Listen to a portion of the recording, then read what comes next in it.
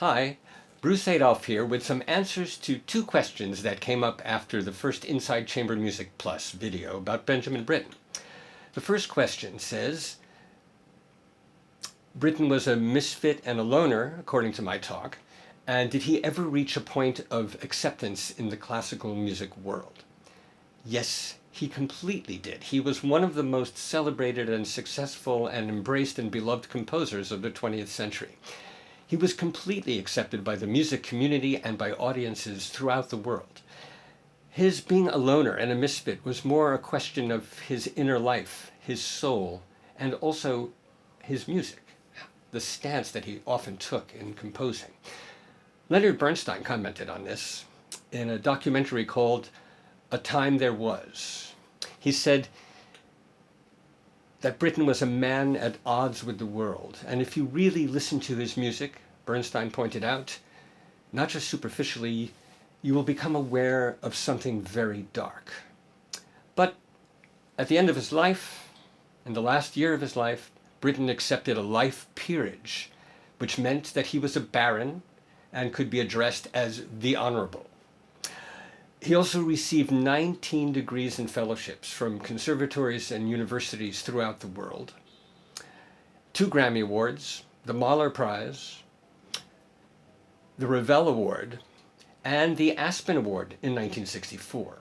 He was buried at Westminster Abbey with Queen Elizabeth heading the congregation. There is the Britten Peers Foundation now, and its affiliate, the Benjamin Britten Academy. Yes, he was one of the most celebrated and accepted and beloved composers of the 20th century. The next question was about chamber music itself. Who decides nuances, tempo, intensity, things like that when there's no conductor? Well, chamber music is really about collaboration. So all the musicians equally contribute, or contribute as much as they want, differently in different pieces, depending also who's playing the most significant moment in the piece at that time. So if you have a string quartet, the first violinist might have a great deal to say, but the second violinist and violist and cellist also have equal opportunity to speak and to discuss and decide together. And one of the great things about chamber music is that the result is never a compromise. It's a shared vision. They come to a consensus, and even more than a consensus. They come to an idea, an interpretation of the piece that they all can get behind and play and transmit, communicate at the highest level to the audience. It is a full collaboration. Well, I hope that answered your questions, and I'm looking forward to hearing some more after the Inside Chamber Music Plus episodes. Hi, Bruce Adolphe here with another installment of Inside Chamber Music Plus. This time I'm going to introduce my lecture on Bartók's 4th String Quartet. In the lecture, I mentioned the architectural symmetry between the 1st and 5th movement and the 2nd and 4th, and I don't say too much about the 3rd movement, which is the center, the still point. And I'd like to say something about it now as part of the introduction. It begins with the 1st, 2nd violins and the viola playing a beautiful texture, non-vibrato, kind of background, a haze of sound, which is actually symmetrical. 2 sets of whole tones. And now there's a note missing in the middle. If it were a D, then we would have whole tones coming down from the top. If it's a D sharp, we would have whole tones coming up from the bottom. Which will it be, D or D sharp? Well, the solo in the cello does this. D sharp and D. It starts like this.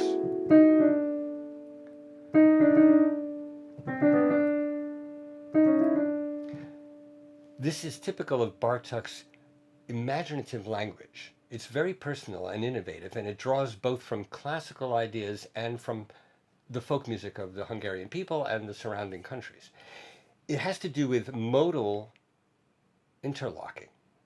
The idea that different modes can fit together and give a more complete chromatic spectrum, something I do talk about in the lecture. So here is a perfect example of a kind of symmetry waiting for completion And it could be completed two ways, and you do get both. And then this amazing texture with the solo cello at the same time is a Baroque recitative and a Hungarian folk song. Later on in the same movement, we get whole tones again in the background strings.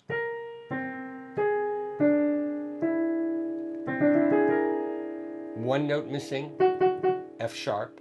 Well, yes, that F sharp will be in the cello. But it's amazing that the cello plays a different set of whole tones. Should be F natural.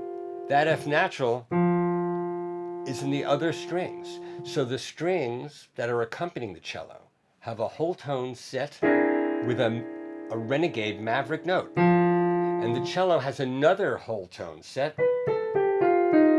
with another renegade maverick note.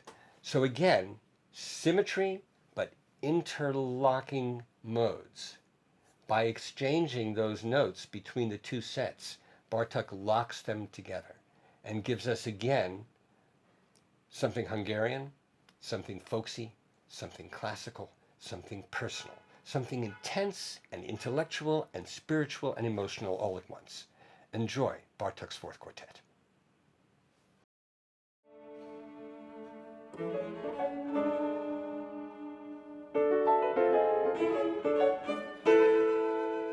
Today is Bartók's Fourth String Quartet, and I have to read something to you.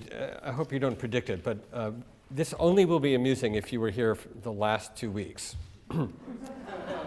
So you know where it's going to go. This is Aaron Copland talking about Bartók. By now I have met many hundreds of composers, but I should not think of one of them has been able to approach Bartók in sensitivity and musical sincerity. Isn't it amazing how often this comes up? Musical sincerity. It's so hard to know what anybody means by it, but there.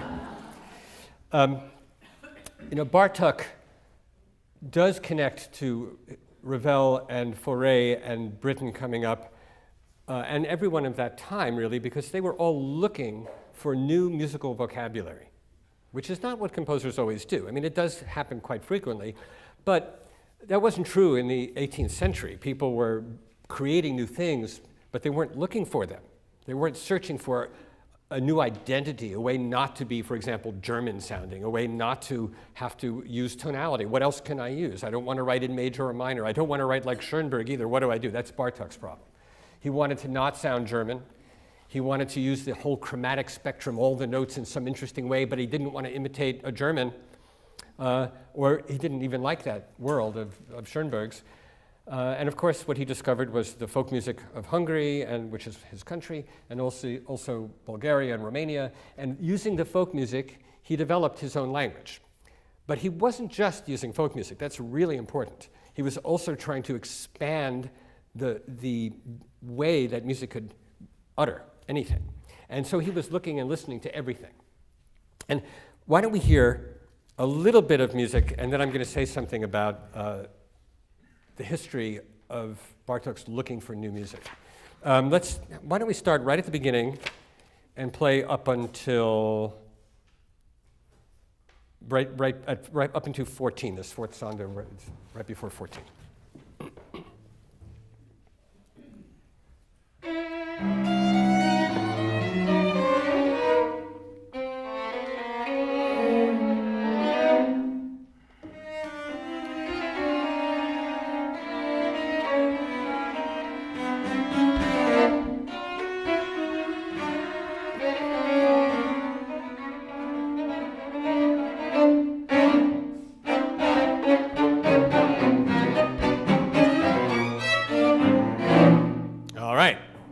There are some new chords.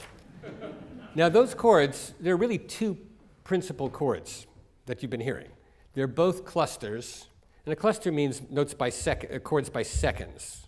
So if you think of a scale, normally we've been talking about how French composers took the thirds and kept going into ninths. But here, if you take seconds, instead of thirds. So 1, 2, 3, 4, 5, 6, 7, like that, which is not what you heard exactly. Now, believe it or not, Bartók did not think of going or on his own.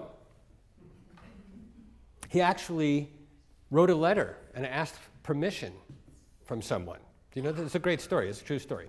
Bartók was staying in a hotel in London where he was touring as a pianist. And it wasn't really even a hotel. It was a house, this is typical of England at that time, a house with several floors, and musicians would rent it and when they gave concerts. There are places like that all over Europe. I know many people who've met each other that way over the years. And Bartók was staying there, and he came downstairs, and there was one piano in the house. It was in the little living room area, so whoever got there first could play the piano at that time. And somebody was already there when he came down to use the piano. And that person was using his entire arm and going like this on the keys. And then he would take his fists and go like this on the keys. And he was playing interesting rhythms. Even though I know it won't do anything to this piano. Think about it. Why would this be worse than this for the piano? It's not worse.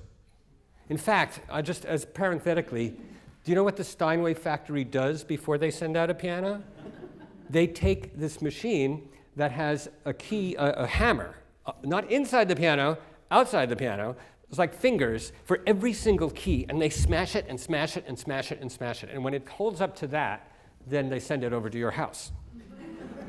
Now, so there's nothing wrong with doing that. And when a little kid is visiting and starts smashing your piano, it's okay.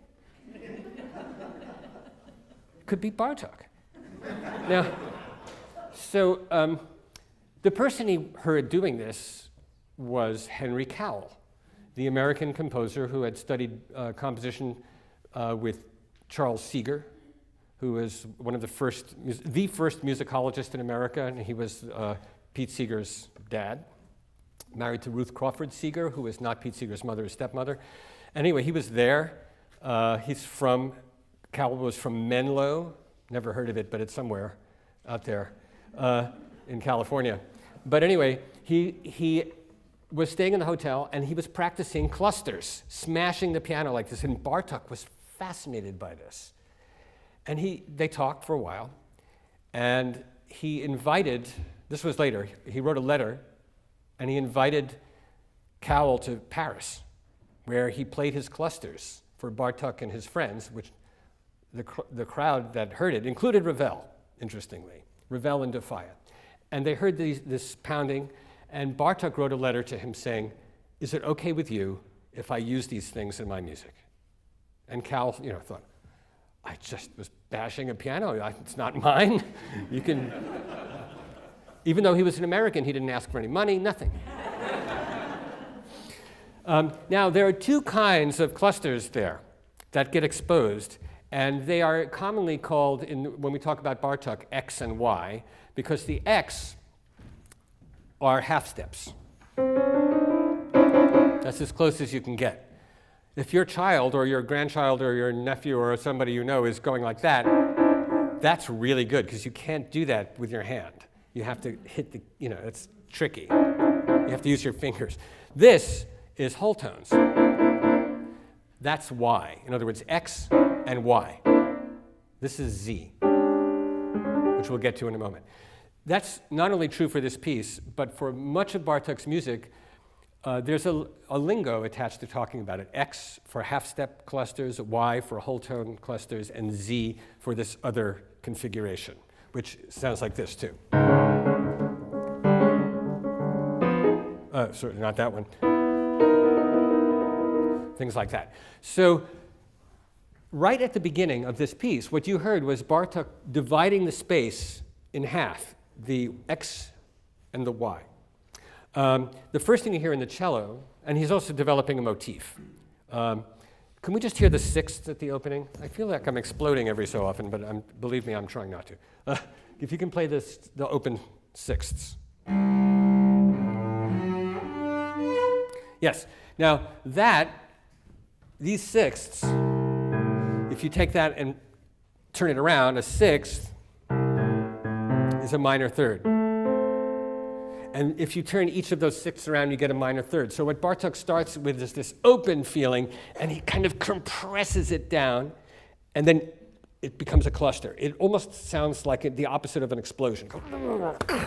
And then it's tight. Can you play leading into 5, please? Dee-da-da-dee-da, from the E flat in the cello.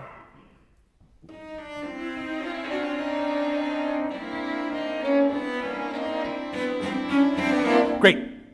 Perfect. Okay. So what you have there, this will, if you get this, it'll set up the whole piece for you. You have the same motif. Derek is coming to fix my microphone. Is that true?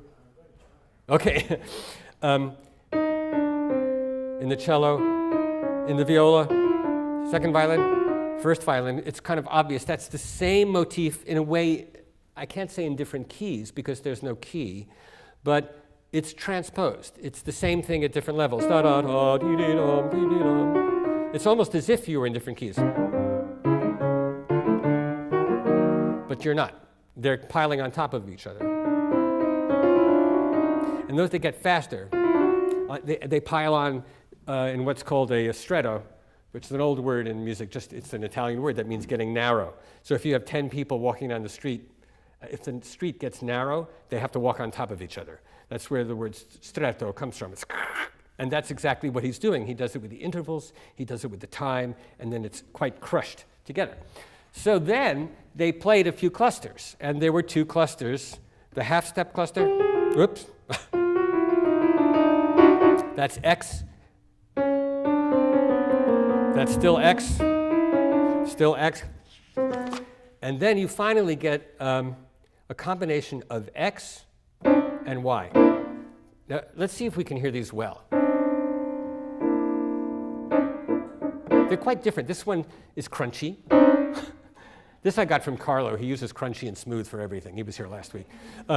Crunchy and smoother. Now, these are whole tones, which could give rise to Debussy-like chords, which they do sometimes, and whole tone scales, which remind you of both Debussy and Ravel. But this is the tense part. So then what Bartok does with those 2 X and Y is the motifs, the themes, are all built on either half steps or whole steps. The relationships between the instruments, even when they're playing tunes, they're either a whole step apart when they start, or a half step apart, or they're split in counterpoint, a whole step and a half, and it keeps happening over and over. Now, if you take 2 whole step clusters and put them together, play them together, you get a half step cluster. That's not higher math, but it works. And so very often he divides, let's try a spot where he does that. Right at 25 with the chord before it, with the little pianissimo chord before 25.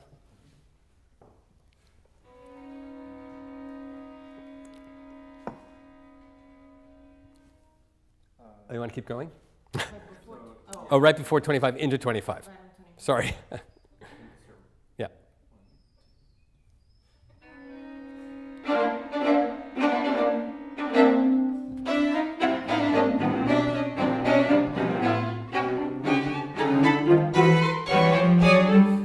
Okay, great. Now what you heard there relates completely to what we're talking about. You have the whole tones. Somebody's hearing aid is playing this, which is from Pierrot Lunaire. Okay, so then there's whole tone clusters, and then whole tone clusters here. So together, you're getting X out of 2 groups of Y. Now, this is a very simple thing. It's not what the whole piece is about, but it is there continually throughout the piece, the 2 sets of whole tones causing clusters. It's the way the energy is divided. Then you heard this in the first violin. This was just one violin playing this.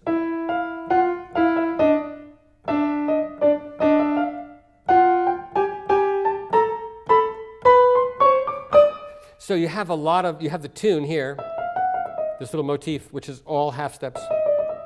But it's a rhythm, that you hear quite a lot. And then this second violin is playing it a whole step lower.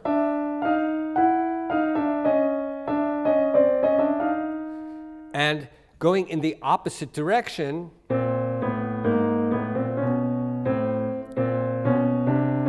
the cello and the viola are playing an inversion, but they're all whole tones apart.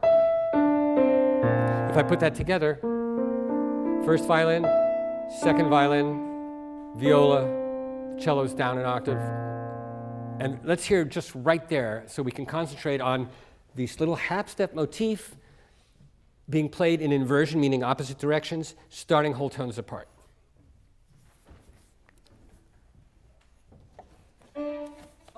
Let's do it right on da da da, if you can start right on that. Oh.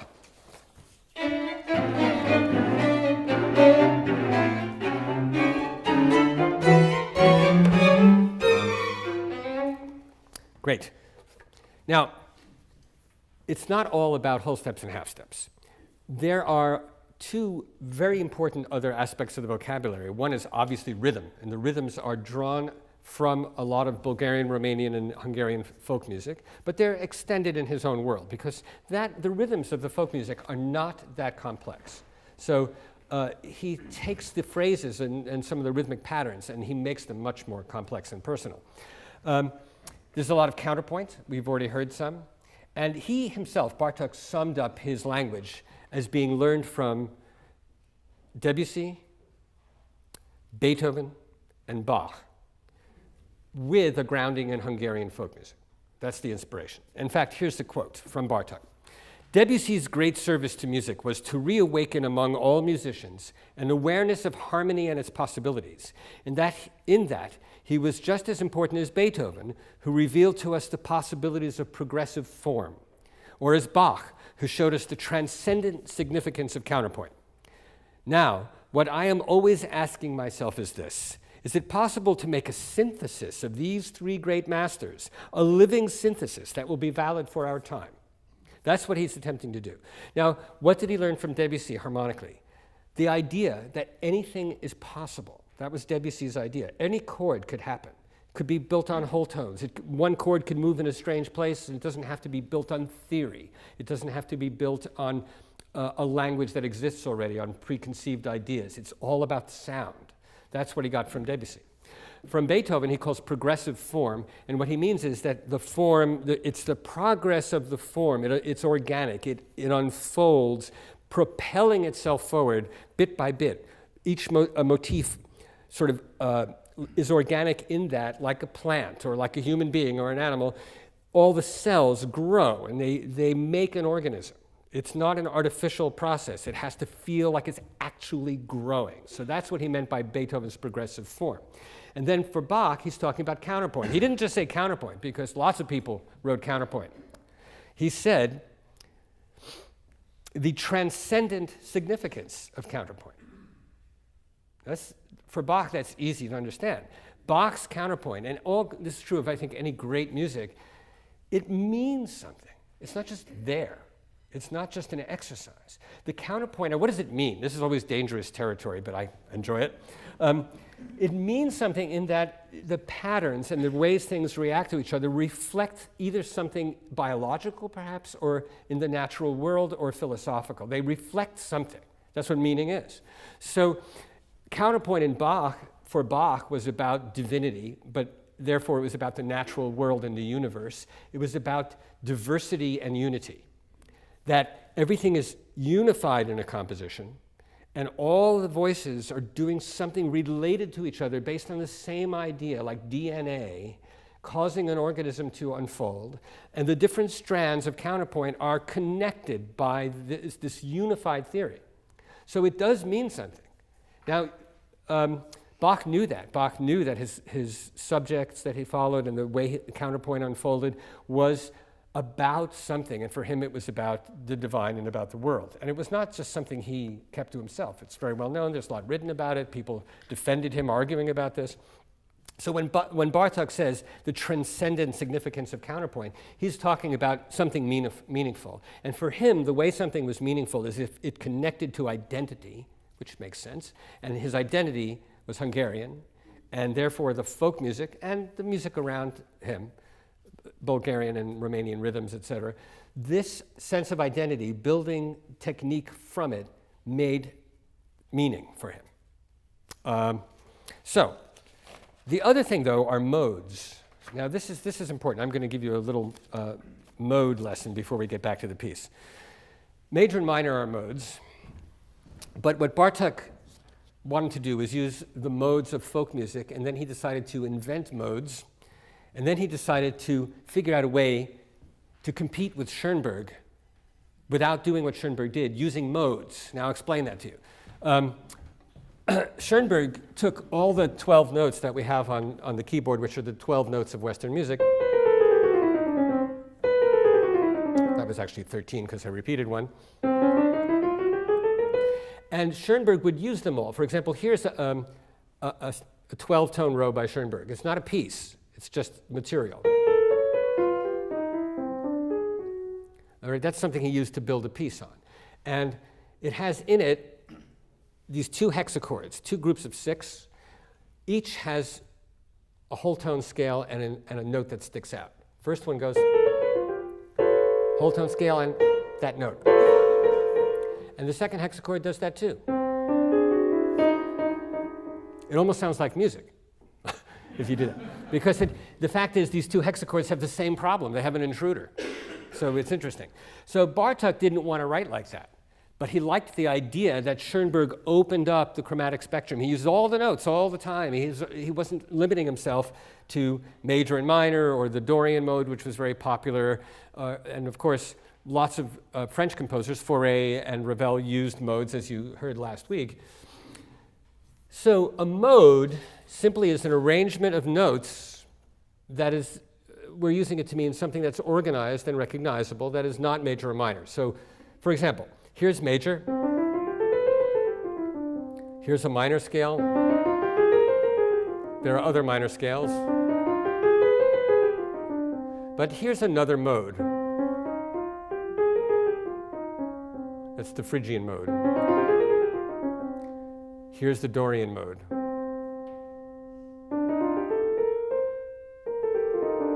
Now, in order to make this really clear, I took a tune everyone knows, and I rewrote just the tune in several modes, so you can hear what the mode does to a tune. Here's the tune.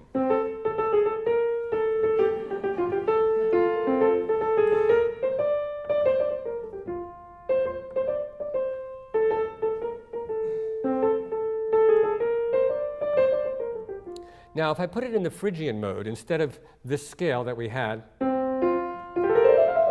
it doesn't start on the tonic. It goes bottom, ba-da-da-da-da. So in Phrygian, it would sound like this.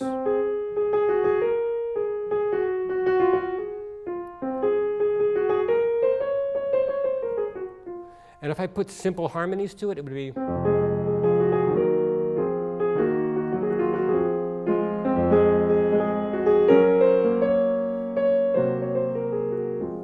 It's a whole different world, right?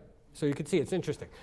Here is the Lydian mode, which is just like a major scale, but you raise the fourth note. There's the fourth note. I'm emphasizing it, both visually and orally. Okay, there was a little much. So you might know it from West Side Story. Okay, Officer Krupke. And why is it there? Because hooligans, the only thing they've got is a raised fourth. Now, I mean, in other words, if you take a major key, it's kind of happy, but if you raise the fourth, it's annoying. It's a little bit mischievous. It's mischievous. It's a little humorous. So here is the same thing in the Lydian mode.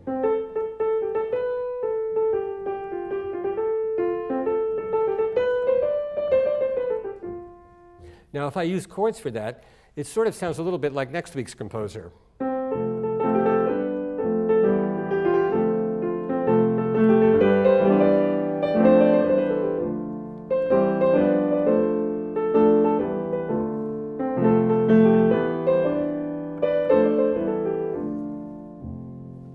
That's Lydian. See, it's only by removing one flat. So there are 12 notes, but they really matter. So here is the octatonic mode. It's a mode we talked about because Ravel used it a lot in Gaspard de la Nuit. Here it is, just a tune. And the octatonic mode is also called the symmetrical mode. That's a mode where it's alternating half steps and whole steps. It sounds like this.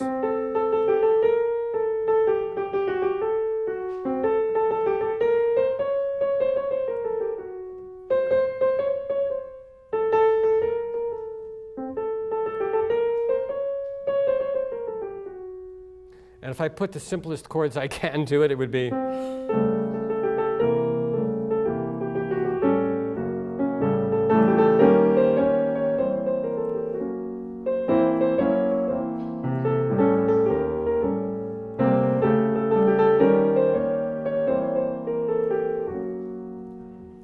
So what you get from this, I hope, is that these different modes suggested to Bartók that he could use all these modes, and there are many, many, many more. He could use Romanian modes, Bulgarian modes, Hungarian modes, because folk musicians didn't go to a conservatory. So they didn't have anything written down. They didn't have rules. They didn't have lessons. They just learned from person to person. So very often, modes were highly different from place to place, because nobody knew even what a mode was. You just knew the song, you knew the tune. If you listen to, and of course you can find it very easily on the internet, if you listen to recordings of folk music made by Bartók and Kodály, when Bartók and his composing friend and musicologist friend Kodály went on tour of Hungary and Romania and Bulgaria, just recording folk people singing. And they knew they better do it soon, because there wouldn't be anybody left like that. And there probably isn't. In the world now, it's hard. There are some. It's very hard to find a person untouched by modern anything, and where they know folk songs that go back very far, that are uncorrupted, and that are left as they must have been. It's very hard to find people like that. If you know someone, let me know. And Bartók and Kodály went around recording it. They did not use iPhones. What they had to do, and they didn't even have tape recorders. It was before that. They used these wire recorders that weighed 50 pounds, and they were going into the mountains. There was no electricity. So they recorded these things by carrying their own generator. Sometimes by hand, because they couldn't drive, they would drive up to a certain point, and then they would have these gigantic boxes that weighed a lot, and they would have to get quite a few people to move them somewhere, crank up the generator, and get someone to sing really quickly into this thing. And I mention all this not only because it's a great image, but very often the singing was terrible. They weren't professional singers. They weren't known for doing this. He would just find someone in a field and say, "Do you know any songs?" "Sure." "Hey, you can sing a song." "Hey." You know, they would sing something. And you listen to these recordings, they're incredibly out of tune. And Bartók, though, I have to say, this is very interesting. His feeling was that they were not out of tune. He notated every little bit of out-of-tuneness and considered it to be authentic. Why not? What else are you going to do? We had a similar thing in America with Lomax, and actually Ruth Crawford Seeger was very influenced by this, Alan Lomax and those people who went around recording folk music, and a lot of those people also sang quarter tones and stuff, and the notation is very strange. So Bartók had these strange melodies. Sometimes they were stranger than they probably were meant to be. And he used those modes and the rhythms, and he used his technique of Debussy-inspired harmonic freedom, Beethoven-inspired progressive organic form, driving forward, and Bach-inspired meaningful counterpoint, and he created his own language. Now, let's get back to the piece. Before we play more of this movement, this whole piece, the fourth quartet, is a palindrome in that the first and the fourth movement share some material, quite a lot, and have a similar tempo and feel. And they even have, the fourth movement even has lots of quotes from the first movement, although it has new music.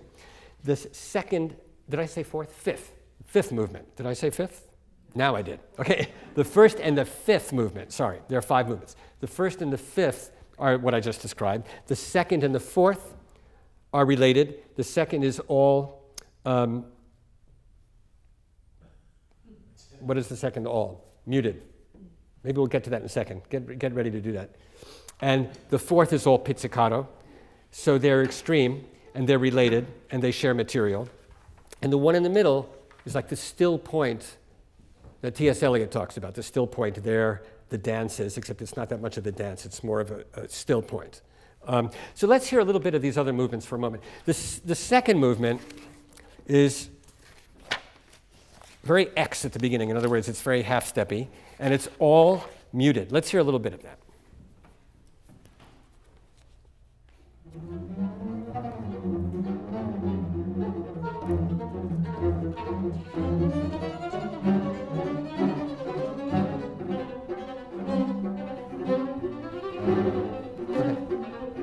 Great, great, great. And then another spot to listen to. Let's go to just before 75. This starts with a familiar cluster that Henry Cowell could have made a lot of money on, but didn't.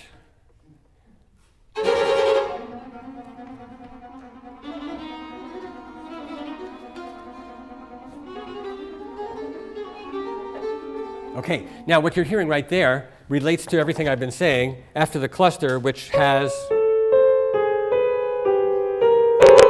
it's all half steps.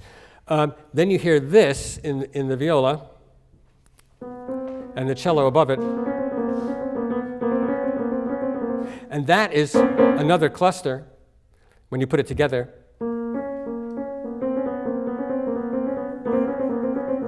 And then you hear this.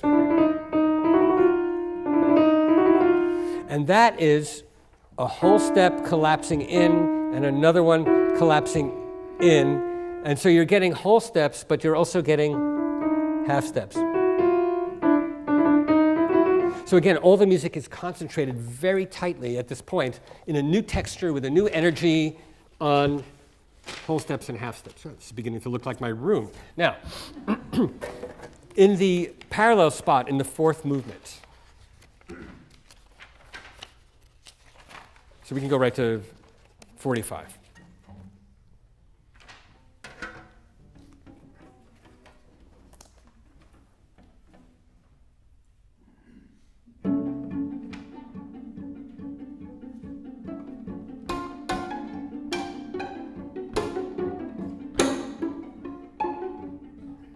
Okay, now this is that pulling of the string like that is called by musicians all over the world the Bartok snap, or the Bartok pits. And that's simply something that he took from folk players. You know, I mean, people teach themselves to play an instrument. Maybe he heard one person who went like that, and it became part of the music. We don't know how many people actually played like that, but there it is.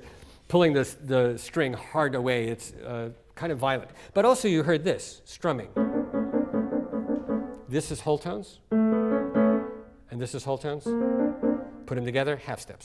So this is, from the point of view of the technique we're talking about, it's y plus y equals x. And then this, and this, is just like what we heard before, right? When it was in muted, but now it's da-da-dum, bum, bum. Let's play this one more time. It's exactly like the other one.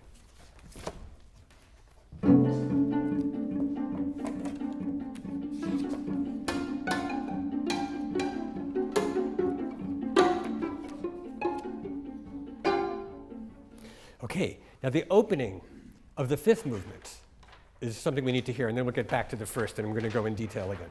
The opening of this movement has in it Z. We've had X and Y, and Z is this thing. You can think of it several ways. 2/4, as if they were in two keys. And it also is two tritones. In other words, we've got four notes, so we can hear them as two different sets. This one and this one. And he uses this set a lot. And the reason is if you double it to another place, and you,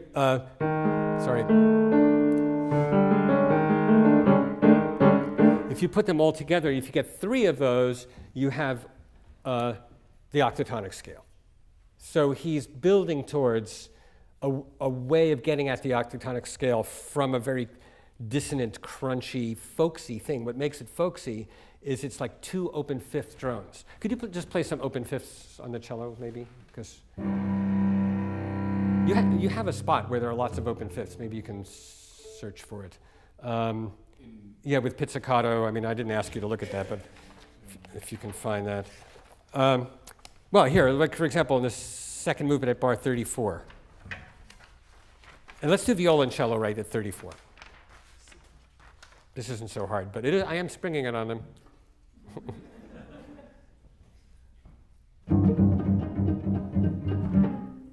Yeah, now let's do it slowly.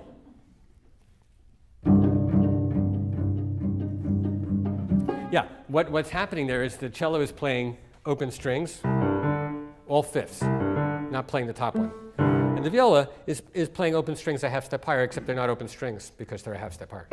But they're like open strings. They're on an instrument that doesn't exist. But it's giving us Z. That's the Z set, X, Y, and Z. So here's the opening of the last movement, which is full of the Z chord, which is very folksy and very, it's both dissonant, but it sounds like kind of a wild peasant dance.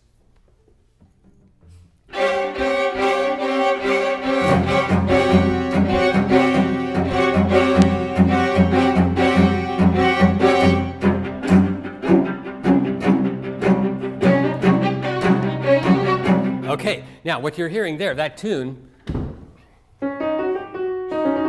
is a typical Bartok. It's like a corruption of a very simple mode. The most common mode in folk music all over the world is the pentatonic mode. The black keys on the piano happen to be pentatonic mode, which is why when you study piano, if you're a little kid, you might play pentatonic pieces just on black keys. You can't go wrong. It's a great way to learn to improvise because it makes you feel free and everything sounds good. There's music from every country, folk music, that uses the pentatonic mode because it's so easy to improvise in. And it's highly developed. Irish music and Chinese music are two examples of highly developed, and therefore American music when the Irish came here. So I sometimes call it the Sino-Appalachian mode. It hasn't caught on. It hasn't caught on. And then you get this dissonance in the cello. And what that is it's X. Played with two open strings. You want to give us one of those? Yeah, there it is. That's the, it's Z. It's the Z set, again, of this, of the 2/5, but compressed. So this, if I put the G to G sharp, it's pentatonic.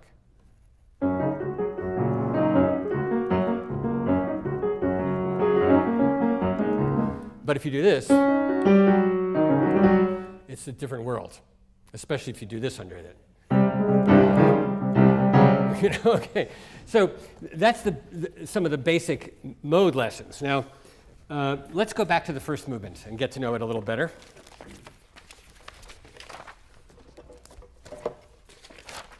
One of the most fun parts of Bartók's technique, and one of the most exciting, has to do with not the rhythm of moment to moment, but the structural rhythm.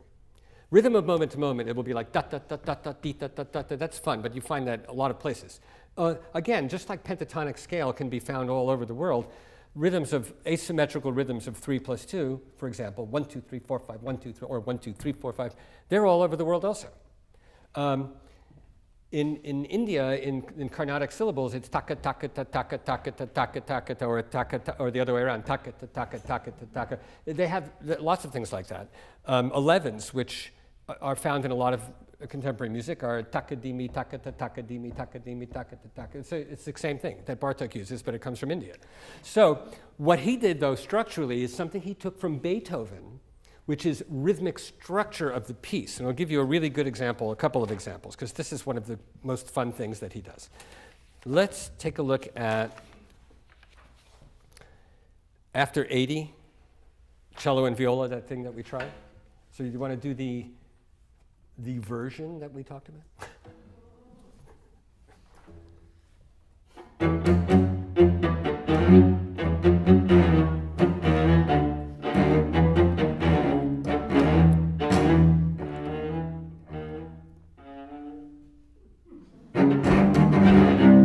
by itself, that's interesting, which is he takes the opening theme, ba-ba-ba-ba-da-dum, it's getting shorter and shorter and quieter, and then suddenly it explodes. But actually, we left out a lot of music. Because what Bartok does rhythmically is several layers. He takes that idea that you just heard, ba-da-dum, dee-da-da-da-da-dum, dee-da-da-da-da-dum, dee-dee-dum, dee-dee-da-dee-da-da-da-dum. He's keep playing with how long and short it is. But actually, this is what is going on. There's something that we left out.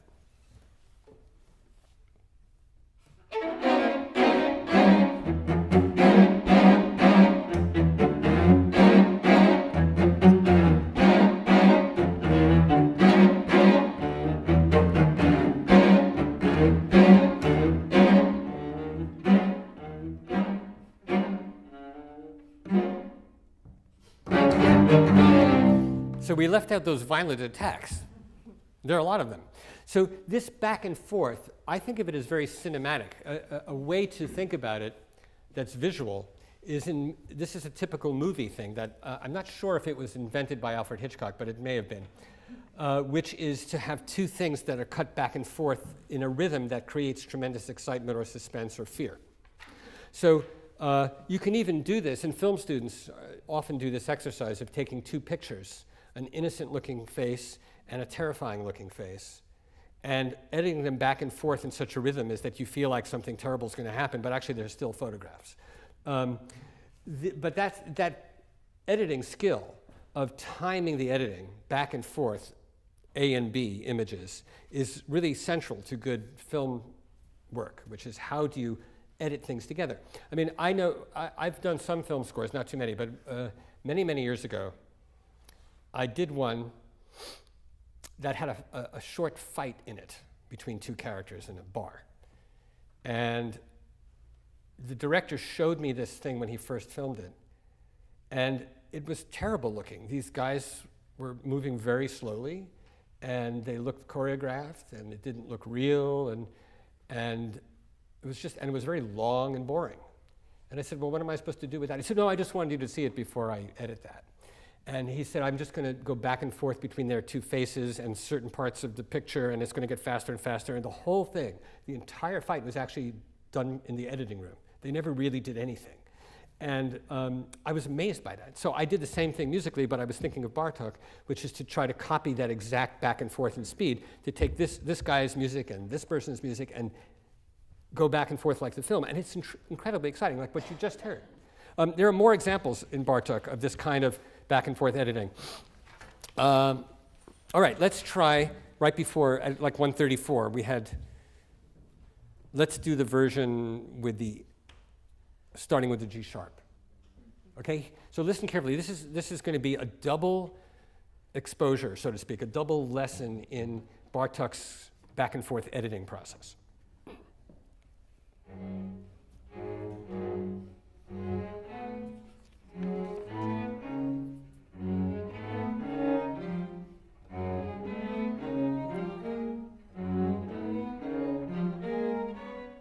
Okay, so that's some quiet, slightly suspenseful little thing. Now listen to this music.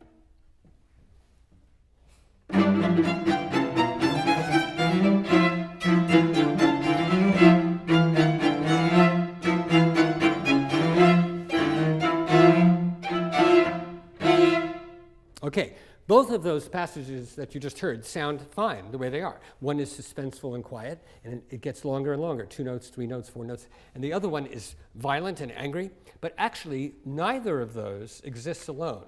They're edited together by Bartok like this. This is how it sounds in the piece.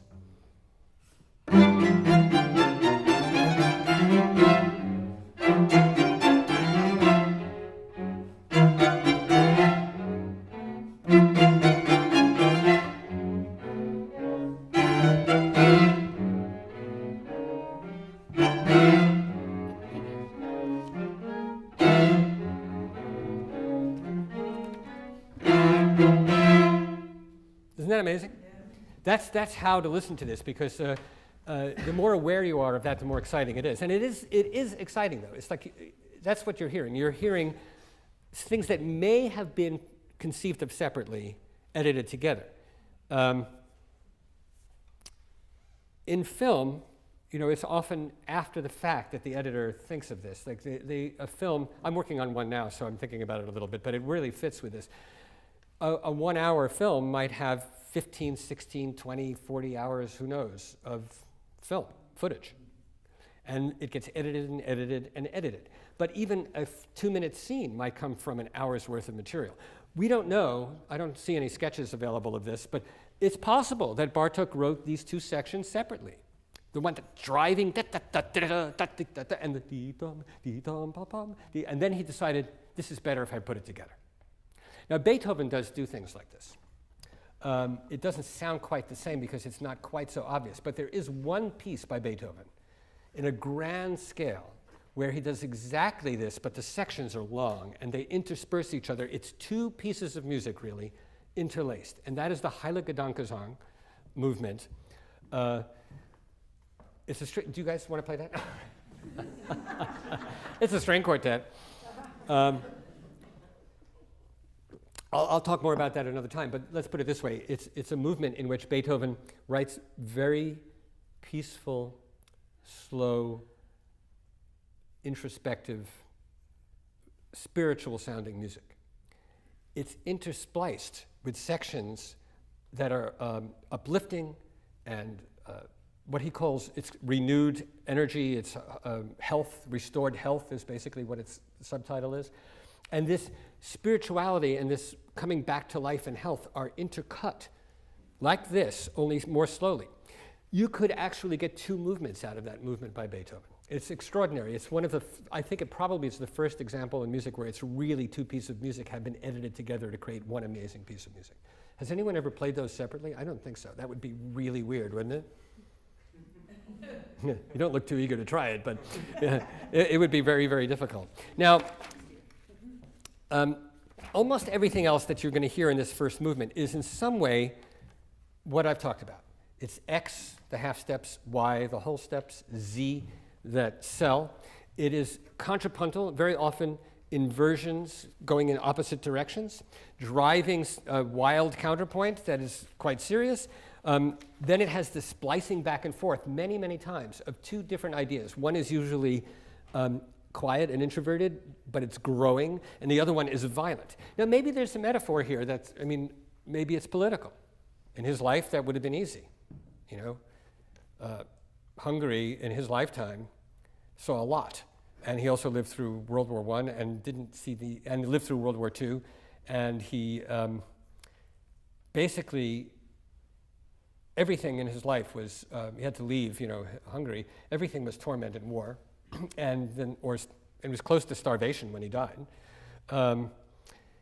So it's possible to hear the quiet music as something internal and personal, and the violent music as the state or the enemy or something outside. It could actually be very real.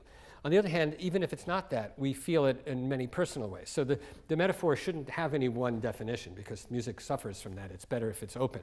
So it could be personal, it could be political, it could be at the level of global war, it could be just between people, it could be a nightmare, but whatever it is, there is something violent and aggressive that seems to be continually tearing at something that tries to be peaceful. Which do you think wins? Well, it tends to be pretty violent, understandably. I think there might be a musical reference at the, could you just play the last two measures, or just the pesante of this movement? Yeah. Now, there's, of course, he's not writing in major or minor, so the mode here is Phrygian. But it also is changed because this note is natural, and then it's flat. And the chords are dissonant, and they're also major minor. They could be jazzy. But there's this endings, does that remind you of anything?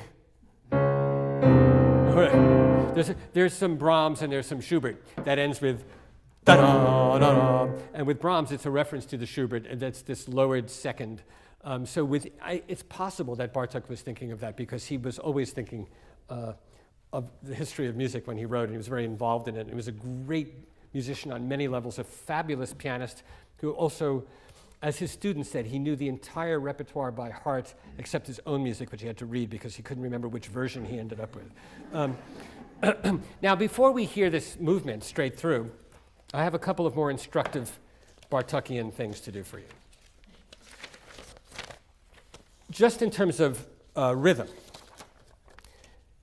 5/8, da da di da da, 1 2 3 4 5, or 1 2 3 4 5, 1 2 3 4 5. Either way, that pattern, if you take a melody and spin it in that pattern, it becomes something new. So I've taken a melody you know, and I put it in 5/8, and I've accompanied it with some Bartok chords. See if we can recognize it.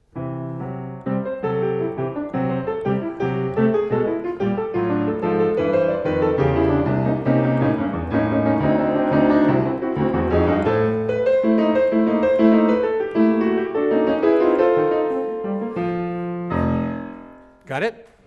Okay, so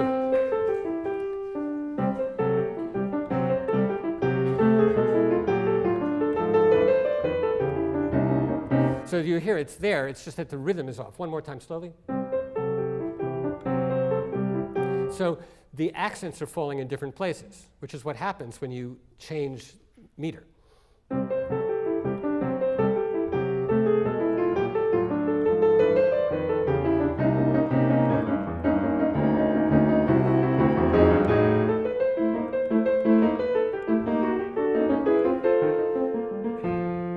Sounds a lot easier when you know what's going on, right? Okay, now modally, here's another example.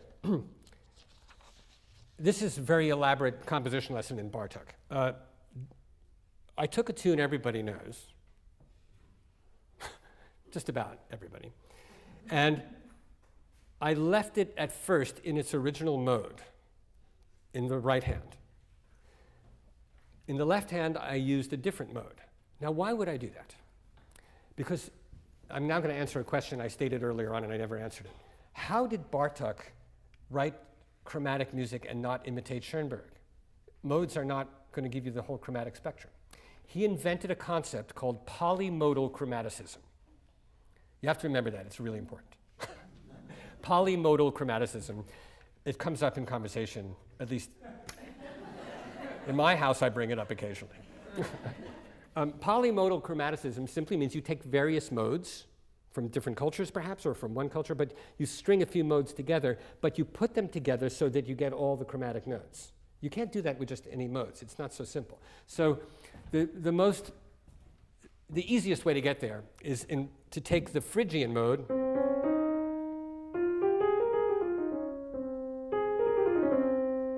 and you have to, in order to do this, put both modes on the same beginning note.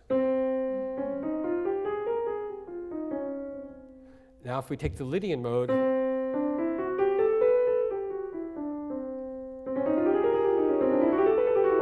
we get all the notes. They're all there. So by using two different modes starting on the same pitch, you get all 12 notes, but it's not the Schoenberg or the German approach, it's Hungarian. And that's what he does.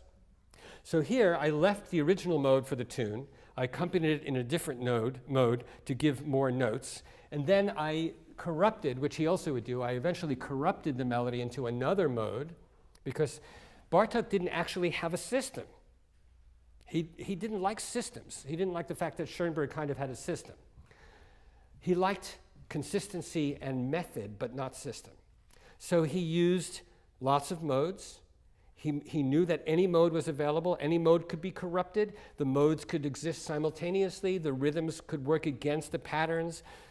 That there would be counterpoints, that he used certain chords that he liked, but there was no actual system. This was a vocabulary that he used. So here is a tune you all know, which I'm going to apply all of those things to it.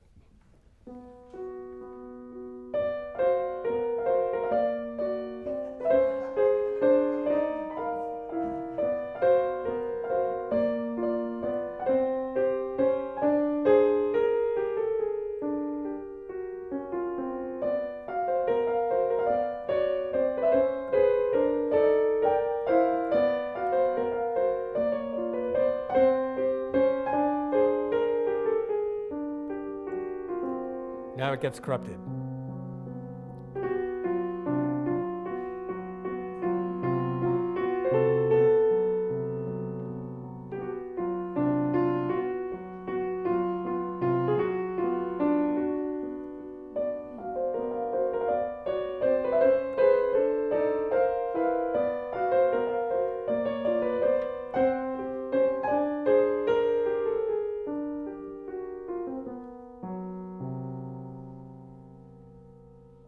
So it takes it to another level. And this kind of folk melody, Mary Had a Little Lamb, I hope you got that. You never know, because you can get carried away, with the rest of it and forget what it is.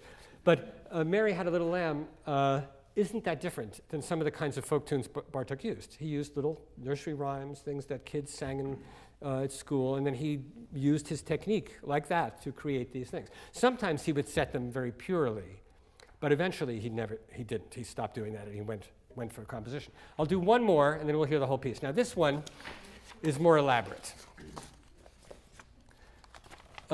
This one, I use techniques from this quartet, specifically, and the language of this quartet that you're about to hear, combined with not a children's tune, but a tune, a popular melody from the I guess it was 1960 something. But everything I'm doing comes out of this quartet.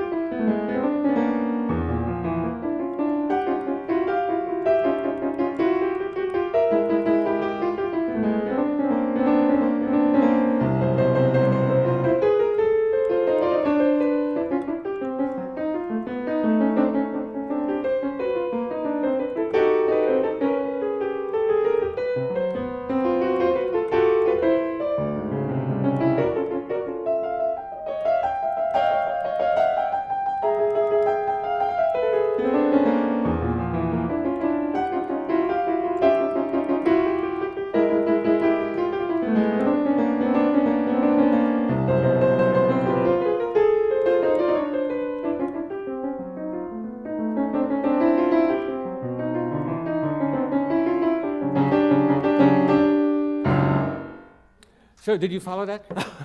Okay, that's the Beatles. It's been a hard day's night. Okay, well, now if you didn't follow it, it's important to hear it, otherwise it's no fun.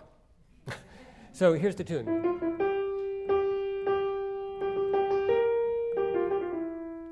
So what's accompanying that is Z and X and Y. And counterpoint. Imitation all over the place. And counterpoint here, for example.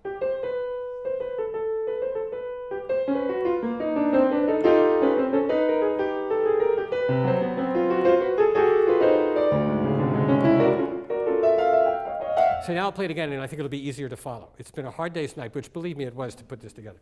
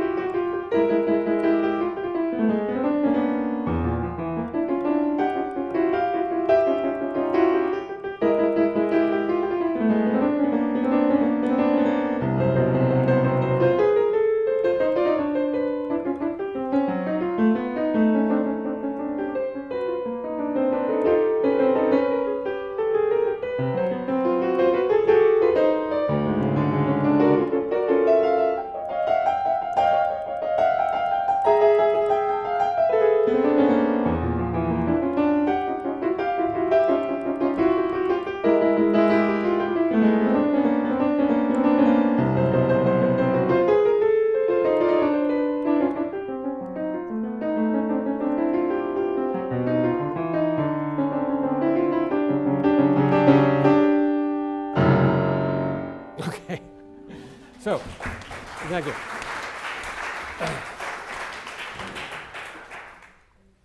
I have to say, it's just a little secret is that even though I have to write these things for my piano poster show, I actually often write them in order to prepare for a lecture.